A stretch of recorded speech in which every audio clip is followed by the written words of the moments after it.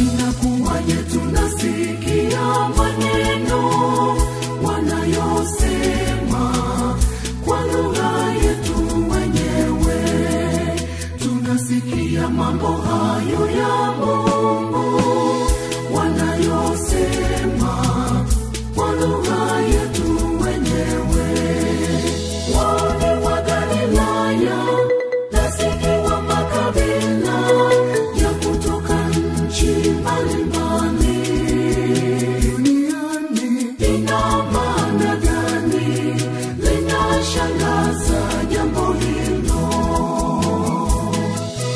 Wale wa Galilaya, rafiki wa makabila ya kutoka nchi mbalimbali duniani, ina maana gani?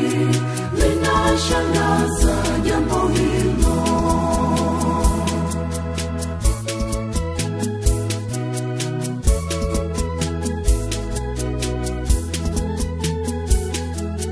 Siku ile ya Pentekoste ilipofika, mitume nao waamini walikusanyika pamoja katika nyumba walimokuwa wamekaa. Inakuwaje tunasikia maneno wanayosema kwa lugha yetu wenyewe? Tunasikia mambo hayo ya Mungu